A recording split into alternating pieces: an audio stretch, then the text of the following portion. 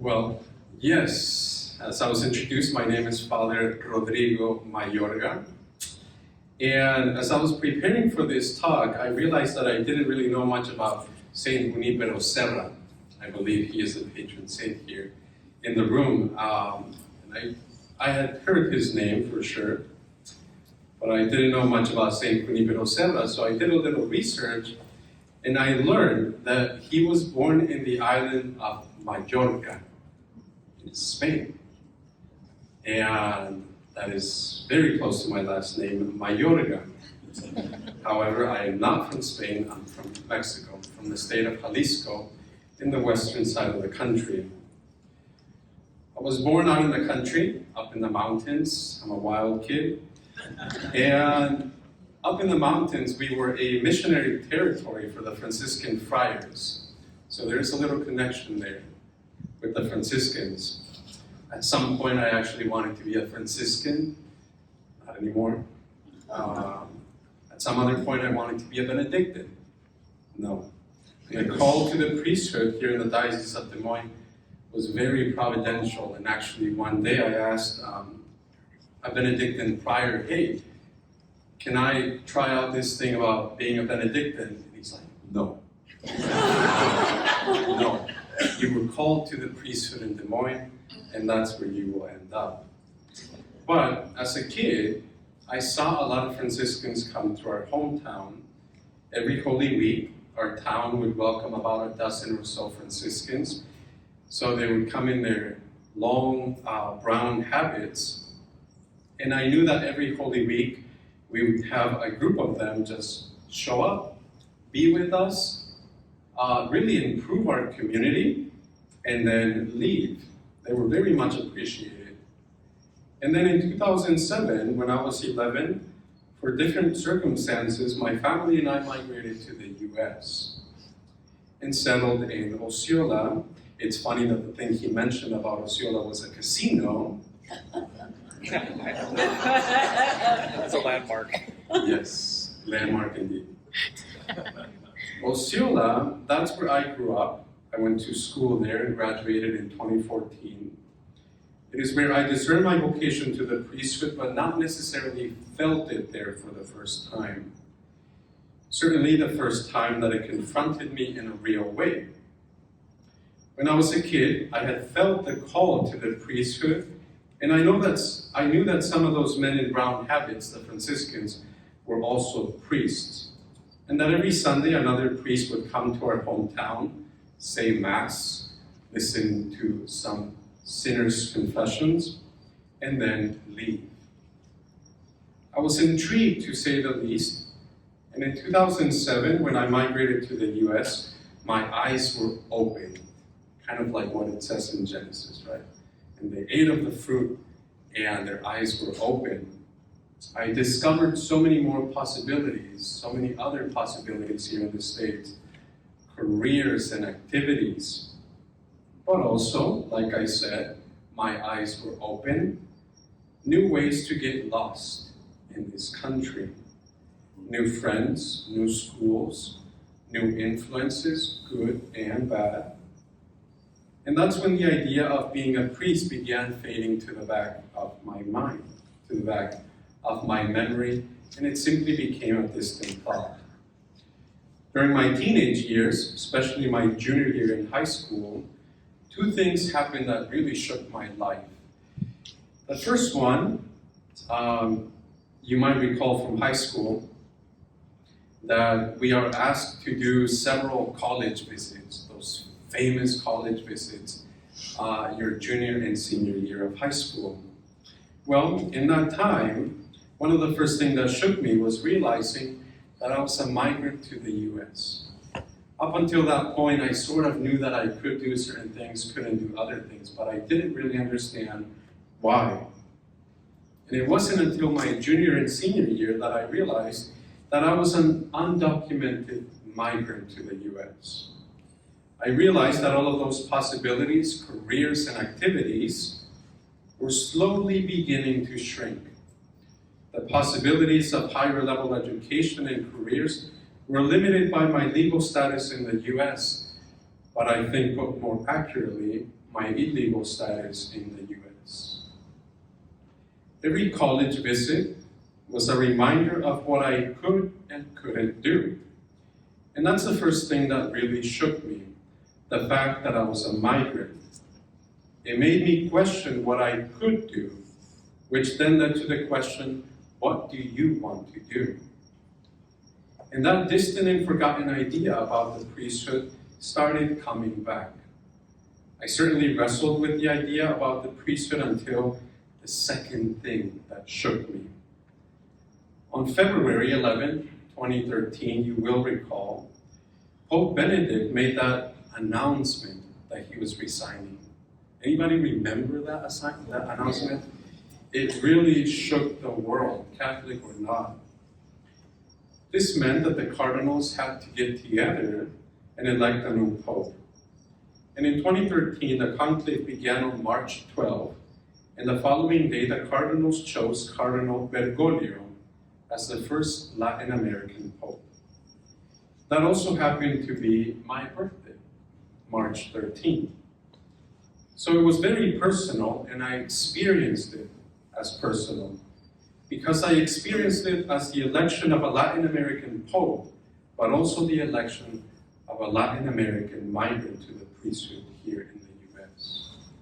It was personal, and it changed my life, certainly changed my prayer life. I began praying the rosary a little more. I would say that I didn't pray the rosary at all, except in funerals, but also adoration. I kept wrestling with the idea, and in the spring of 2014, I was introduced to the Vocations director, Father Joseph Pins, who is now the pastor of St. Francis, where you will have Mass.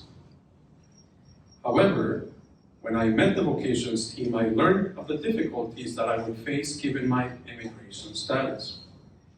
There were a lot of unanswered questions, not so much about where I could go to seminary, where I would go to seminary, but rather, could I even go to seminary? That same spring, 2014, a priest from the Diocese of Joliet, Father Burke Masters, anybody know Father Burke Masters? He's kind of getting popular on YouTube. Father Burke Masters, he introduced us to a seminary in Mexico City built specifically for Hispanic vocations from the US, the Hispanic Seminary of Our Lady of Guadalupe. It was built in 1999, following the inspirations of JP2, who wanted a greater collaboration here in the Americas for seminaries, specifically for Hispanic vocations. So it was started by the local archbishop and by Cardinal George, now deceased from Chicago. But this seminary, the Hispanic Seminary of Our Lady of Guadalupe, going there meant leaving the US, not really knowing when I would come back, if I would come back, if I would discern out of seminary, or if I would simply get kicked out of seminary. There were a lot of risks there. And you can imagine that these questions that some of the people in your own parishes might face, those questions did not sit well with my family, nor with me at times. Would I come back to the US? But one thing was clear, the Holy Spirit was at work, and I was at peace. I saw Bishop Hates, our Bishop Emeritus, Bishop Hates, the day before I left Mexico, August 7, 2014. I essentially self-deported myself back to my country and trusted that the providence of God would take care of it all. I was in Mexico City for 4 years, and after finishing my time there, I was able to return with a visa and continued my studies in St. Paul, and was later ordained to the priesthood in 2022. That's a very quick summary of what is in fact a very long process with ups and downs. But what are some takeaways that I reflected on about my own discernment process here in the US? And I think these might be valuable for some of us. For some of you, in your own parishes? I know that the question was asked, which I so irreverently interrupted, about Hispanic vocations. But the first thing that I would have to say is that not all Hispanic vocations in the US are born in the US. The seed, in my case, was already there before I migrated to the US. It just happened to sprout and take root here in Iowa. We are all aware of the constant influx of migrants to the US, and I bet that some of them are bringing a vocation with them, a seed that can sprout and take roots in your local churches. Secondly, if there is an impediment due to their immigration status, talk to your local vocations team and see in what ways they're willing and able to support seminarians who either lack a legal status or resources. In my case, I received a lot of help with both. While I was in seminary in Mexico City, this was quite tragic. I saw way too many seminarians being dropped by their diocese after they willingly left this country. Some of them, I knew one of my classmates, he had been living in the States and had a rather successful life here in the US for a little over 22 years. Following the promptings of the Holy Spirit and his vocation, he willingly left the country, and after a couple of years, he was dropped by his diocese. His diocese said, "We can no longer work with these type of vocations." So he was left stranded in Mexico City. I saw the same thing happen to at least 8 other guys from different dioceses here in the US. Not so with Des Moines. I always had the support and reassurance of the vocations team and Bishop Richard Pates. It is always good to know how far your diocese or your bishop is willing and able to go in order to sustain some of these vocations. That is the second takeaway. Third, the need for encouragement. This encouragement doesn't necessarily need to come from a priest or a clergy at all. And you guys are aware of that because that's what you do. You support vocations being laity. In my case, the person who encouraged me the most was a layman. Somebody who worked in the diocese and happened to be a parishioner in my home parish, St. Bernard in Osceola. He facilitated transportation when my dad or I could not for whatever reason. He certainly put many miles in his car to help me, including driving me all the way down to Mexico and ensuring that I hopped in a plane to go to seminary. I see him, a layman, as instrumental in my discernment process and my vocation. I leave you with those 3 things that pertain specifically to my own discernment process. That some Hispanic migrants to the US are carrying a vocation with them. And because of that, we have to consider how much or in what ways the diocese is willing and able to help that seed sprout and take root. And lastly, to nurture that seed with encouragement. As to the established Hispanic communities here in the US, they are faced with a particular challenge that is historical in nature. A challenge that the European migrants did not struggle with as much. Priests to minister to their needs. The European bishops were conscious that many of their faithful Catholics were leaving the continent to start a new life in the United States of America. This presented the challenge of ministering to their people, in a new country, which led to the migration of not only lay men and women, but also priests. Priests that provided a sense of continuity in the practice of their religion. It is in this time, the late 18th and early 1900s, that many national parishes were established. The German, did anybody go to a parish? Does anybody attend a parish that will say, we're German? Or the famous Irish. Yes. Or, in my case, at St. Anthony's, the Italians. No. That cost a lot more giggles.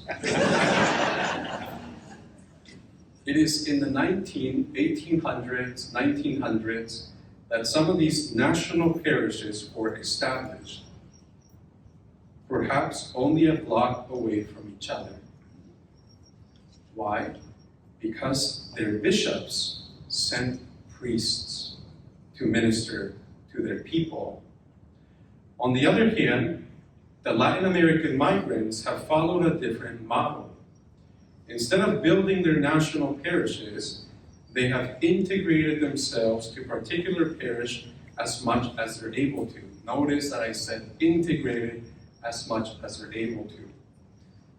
In many ways, the Latin American bishops did not respond the same way as the European bishops did by sending priests to minister to their people in a different country. I think, it is my personal opinion, that it has to do with permanency.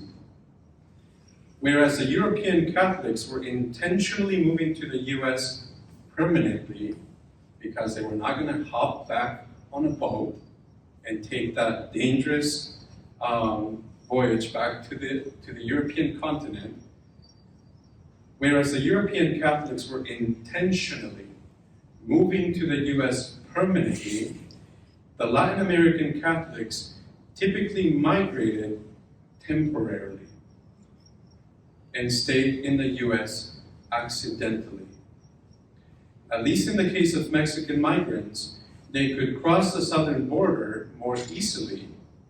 And if that's the case, then there is nothing forcing them to decide between staying or returning to their homeland. That was not the case with the Europeans, who did not cross this line, this imaginary line in the southern border, but a whole ocean. Permanency shaped the response from the Latin American bishops. Given that Latin Americans were only migrating temporarily, the need to send Hispanic priests permanently might not have been a top priority. That is why the US bishops find themselves in this situation constantly of having to ask for priests. Because the Latin American bishops, I think, they do not see this migration as a permanent situation. They see it as a temporal. And it is my impression that our Catholic churches are either full of migrants who are here either temporarily, for a couple of months or a couple of years, or individuals who stayed here accidentally. And what do I mean by that? I mean individuals who did not come here with the intention to stay, but for some reason ended up staying. For example, love, marriage, kids, work. They simply liked the US. That was completely accidental. They did not plan for that. It is accidental as opposed to the intentionality behind the Europeans who came here with the intention to stay.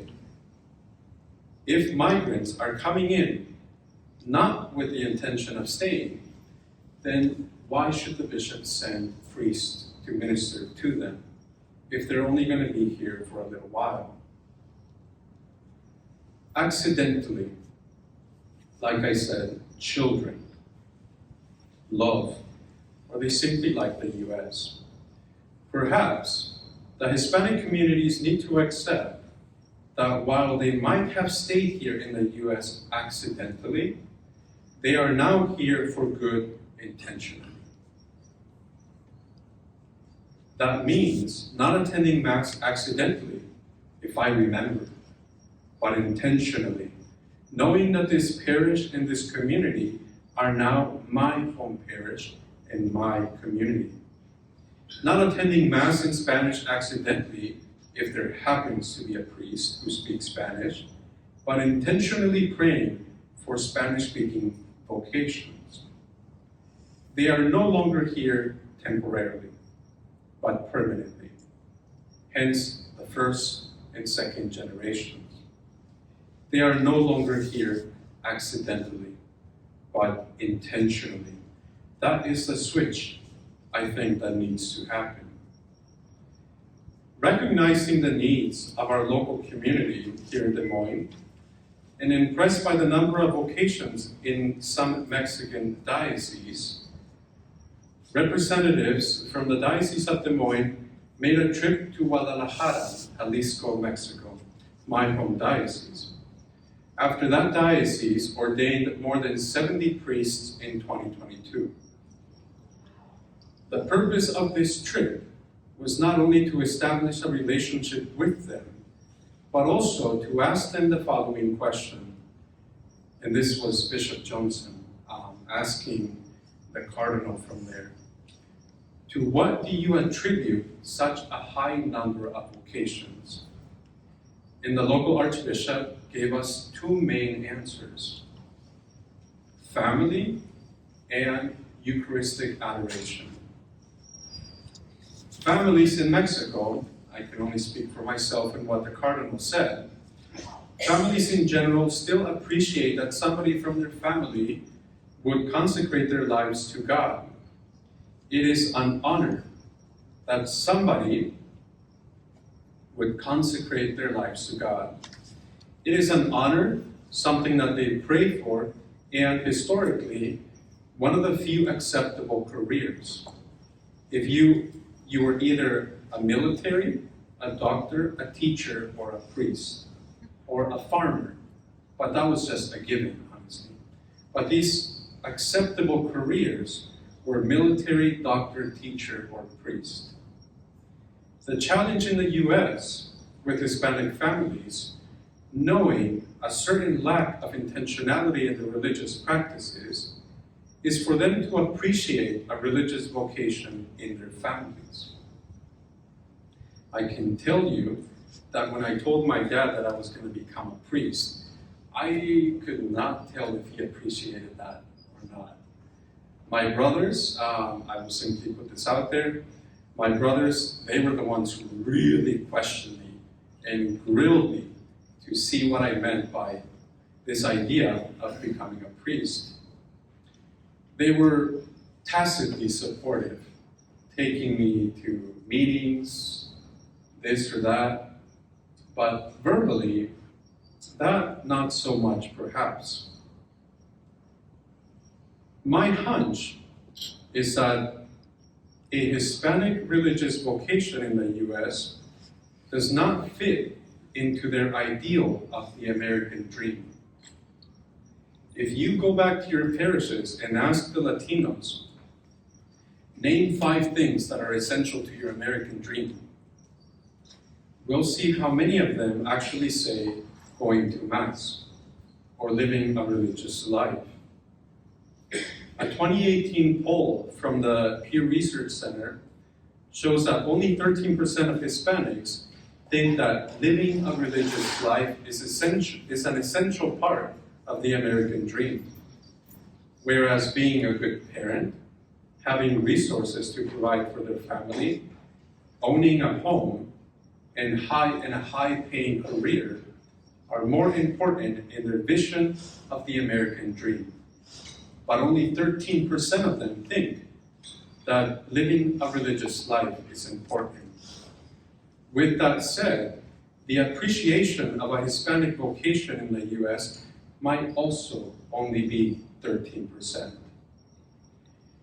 The second reason the Archbishop gave us was adoration of the Blessed Sacrament. Almost every church that we stepped foot in, there was adoration going on. Asking Jesus for more vocations is essential. Christ said, "The laborers are few. Pray for more. Pray for more laborers." If you have a Hispanic community in your parish, invite them to dedicate a special time to prayer, specifically for Hispanic vocations. Lastly, Mary cannot be absent from this conversation. As I mentioned at the beginning, after I had an initial conversion, I started praying the Rosary more. In this case, I would invite you to consider the Blessed Virgin Mary under the advocation of Guadalupe, who was given the title of Empress of the Americas in 1945 by Pope Pius XII. She is the Empress, she is our governor. And as such, we can entrust ourselves to her motherly governance and protection. In 1531, the Franciscans who were entrusted with the conversion of the Americas, with the conversion of the natives, were having some major difficulties in Mexico City, what we know now as Mexico City. There was a lot of tension between the church and the Spanish Empire because the church was advocating for the natives and baptizing them. Well, once you have a baptized native, it's a little bit harder in conscience to make them a slave. And so there was a lot of clashing between the empire and the church. There were death threats against the local archbishop. And there was even the murder of a priest. However, the main problem for the Franciscans at that time, 1531, was teaching and catechizing the natives due to their language, polygamous culture, and polytheistic religion. Their problems could be summarized by the buzzword in my mind, enculturation, this idea of enculturation. They could not assimilate or transform the culture, and as history tells us, the Franciscans were ready to give up. However, the month of December 1531 would change the tides for the Franciscans and the conversion of the Americas. Mary appeared to the Indian Juan Diego to relay one message, a message that is still true today. She said, "Know for sure, my dearest son and youngest son, that I am the perfect ever-virgin Holy Mary, Mother of the one great God of truth who gives us life, the creator of people, the owner and Lord of what is around us and what is touching us or very close to us, the owner and Lord of the sky, the owner of the earth. I want very much that they build my sacred little house here in which I will show him. I will exalt him and make him manifest.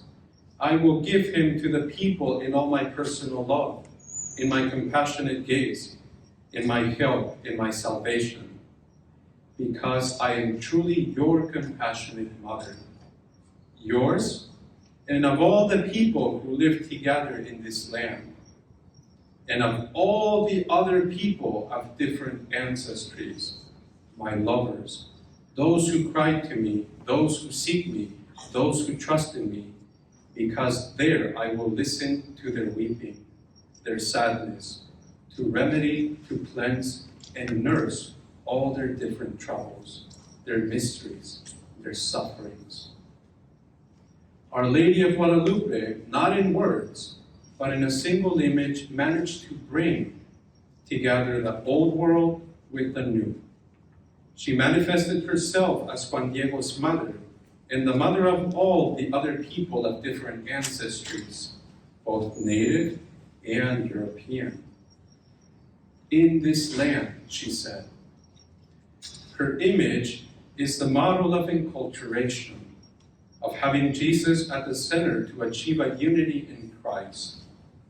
And very importantly to the Serrans, Mary entrusted her message to a layman, Juan Diego. In a bullet point summary, I would simply leave you with this, that I am sure that there are many migrants who are carrying with them the seed of a vocation.